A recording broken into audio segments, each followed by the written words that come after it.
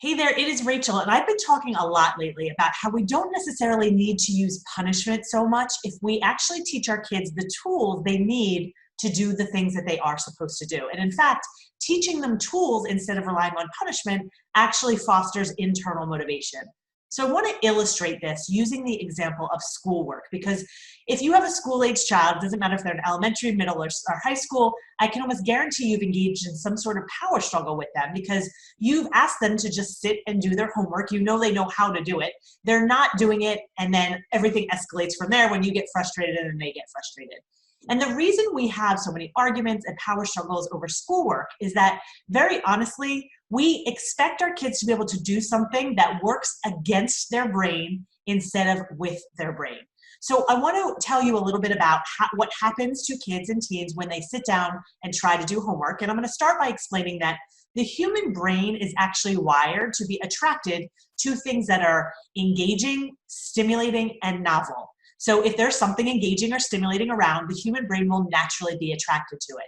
Now, adults have a part of the brain that allow us to focus more easily, even when things are going on around us. Although I would argue that as adults, we get distracted a lot too. But what I will tell you is that the part of the brain that allows us as adults to focus is not fully developed in kids or in teens. So what happens is they start to sit down and do an assignment that is boring for them, and they easily get distracted by anything that is more engaging, stimulating, or novel, because that is what their brains are naturally wired for. Now, I will tell you, this is not just kids with ADHD. All kids and teens are wired this way, and so if they start to do something boring, like study for a vocabulary test, they may start to study, and then they're getting distracted by anything else that is more engaging, which very honestly, at that point, almost anything is more engaging. This could even be by the thoughts in their own mind that they get distracted because they're more interesting than what they're studying. So what do we do about this? Do we just say, oh, you don't have to do anything boring anymore? Of course not. They have to do boring things, but what we can do is work with their brains, realizing that they need that stimulation, engagement, and novelty, and we can teach them how to make assignments more stimulating or engaging. So I want to explain this by talking to you about, do you remember those fidget toys that were a craze like 2 years ago? The fidget toys are interesting because for some people, those were really a distraction and they were just a toy. But for a lot of people, having something where there's motion and they're holding something or doing something in their hand actually helps them to focus. It creates an engagement that allows their brain to focus so that their brain doesn't have to find something else more stimulating. So using that, what I always suggest to kids and teens, if they need to focus, is to create that type of engagement while they're doing the assignment. Now, they couldn't create engagement by incorporating their body. That's what a fidget toy is. It actually helps them move their hand. Another way to create engagement moving their body is maybe they're studying for a vocabulary test. If they get up and walk around while they're trying to study, that will actually create some stimulation that allows them to focus.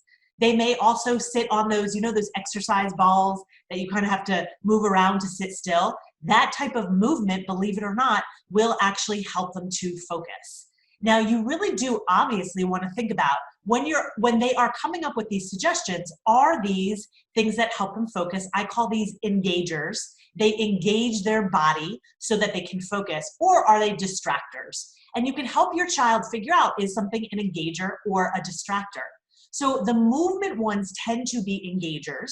I want to give you some other suggestions. If you have a child who isn't necessarily someone who needs to move, other engagers may incorporate their brain instead of or in addition to their bodies.